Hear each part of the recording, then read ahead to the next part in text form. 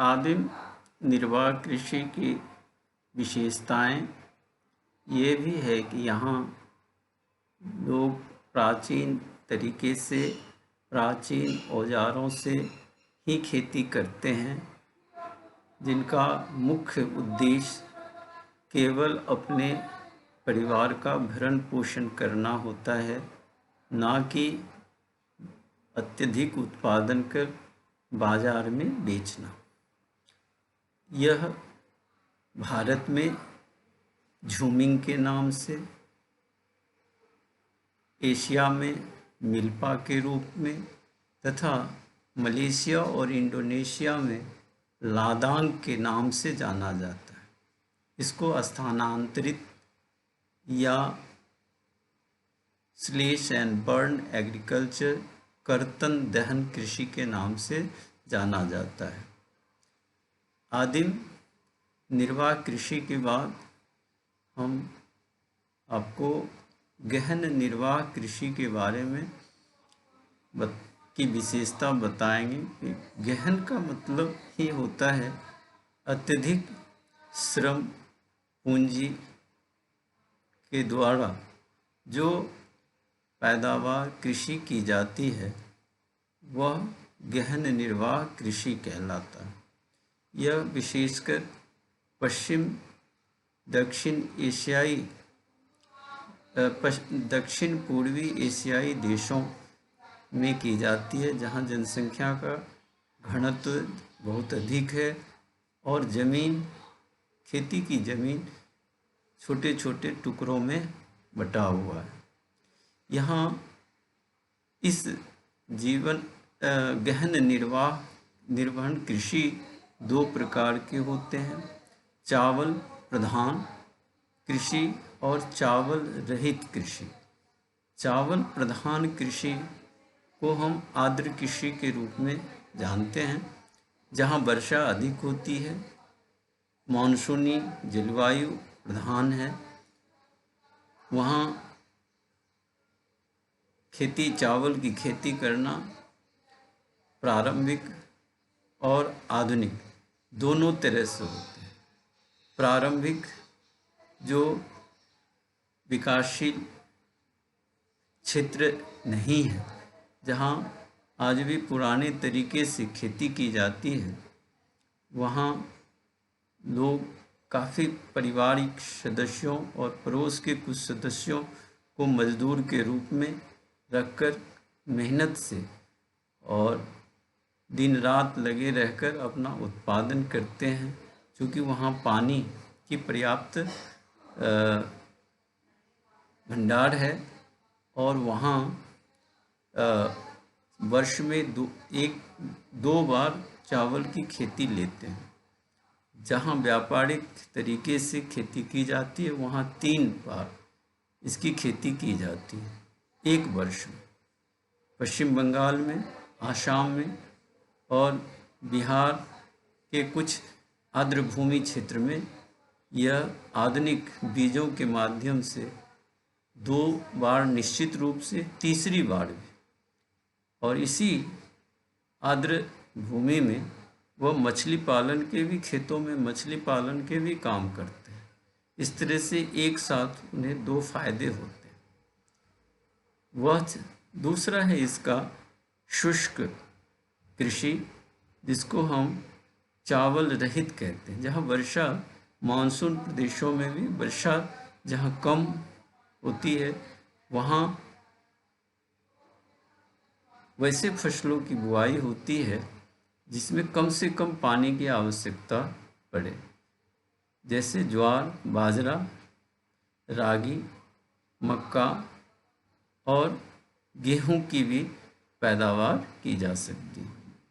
यह सिंचाई पर आधारित केवल गेहूं और मेज है, जिसको मक्का कहते हैं, जिसमें सिंचाई की थोड़ी आवश्यकता होती है, लेकिन ज्वार बाजरा अपने वर्षा से ही, कम वर्षा से ही, पानी से ही वह खेती होती है। तो ये चावल रहित शुष्क कृषि कहलाता है। इसमें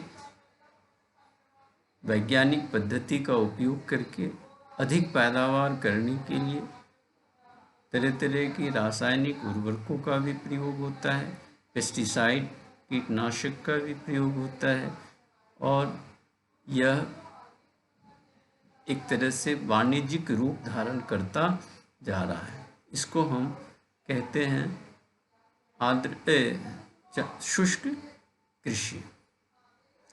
लेकिन इसमें मिलेट, जिसमें रागी है, जिसमें मेज भी है और ज्वार बाजरा है, इसका महत्व खाद्यान्न के रूप में कम होता जा रहा है और उद्योग के कच्चे माल के रूप में अधिक होता जा रहा है। अब हम आगे रोपण कृषि के संदर्भ में कुछ उनकी विशेषताएं, कहाँ ये की जाती है, इस पर चर्चा करेंगे कि रोपण कृषि मुख्य रूप से यूरोपियन देशों के द्वारा, चाहे डच हो या पुर्तगीज हो या इंग्लैंड हो, ये अपनी औपनिवेशिक जो देश थे वहाँ पौधों का रोपण करके एक फसली जो कृषि होती है, वृक्षारोपण कृषि होती है, उसकी पद्धति को विकसित किया, जो आज काफ़ी प्रचलित है। यह यूरोपियन ने प्रारंभ किया अलग अलग उपनिवेशों में। जैसे भारत में चाय का उत्पादन ये रोपण कृषि के अंतर्गत है। इसी तरीके से मलेशिया में रबड़ का पौधा लगाकर लेटेक्स निकालना और उसका व्यापारिक कामों में उपयोग करना, गन्ने की पैदावार चाहे क्यूबा में, श्रीलंका में, वह भारत के गन्ने की पद्धति को लेकर अलग अलग उपनिवेशों में गया।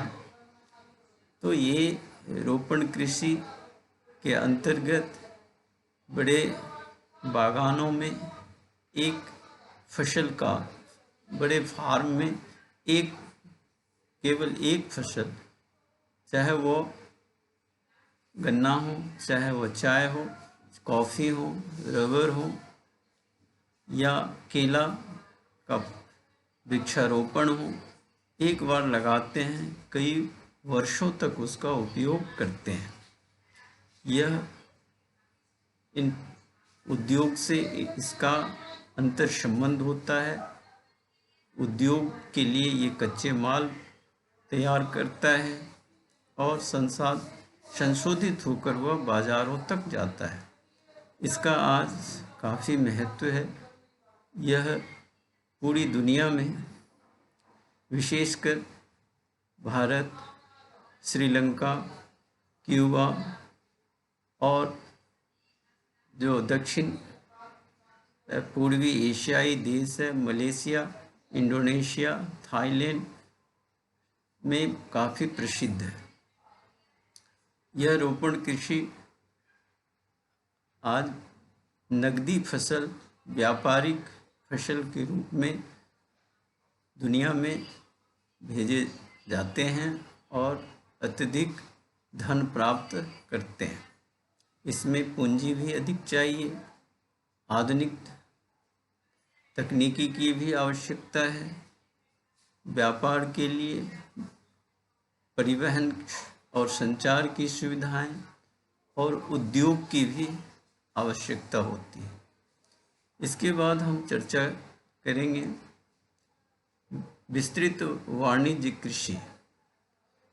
विस्तृत वाणिज्य कृषि मुख्य रूप से जहां 200 एकड़ से अधिक के जो बड़े फार्म होते हैं, खेतों का आकार होता है, जहां जिस देश में खेती की कृषि के लिए पर्याप्त जमीन उपलब्ध है, वहाँ मशीनों के द्वारा जो खेती की जाती है, जहाँ प्रति हेक्टेयर उत्पादन कम लेकिन प्रति व्यक्ति उत्पादन अधिक होता है। इसका कारण ये है कि मशीन के द्वारा जो खेती की जाती है वह प्रति हेक्टेयर उत्पादन अधिक नहीं दे पाता है, क्योंकि प्रति हेक्टेयर में जितने मनुष्यों के द्वारा ध्यान रखने या श्रम करने की आवश्यकता होती है, उतने श्रम ये दे नहीं पाते हैं, ये मशीन पर निर्भर होते हैं। इसीलिए प्रति हेक्टेयर उत्पादन तो अधिक होता है लेकिन प्रति व्यक्ति उत्पादन कम होता है। लेकिन जो मैंने पहले बताया कि रोपण कृषि जो होते हैं उसमें प्रति व्यक्ति उत्पादन अधिक होता है और प्रति हेक्टेयर उत्पादन कम होता है।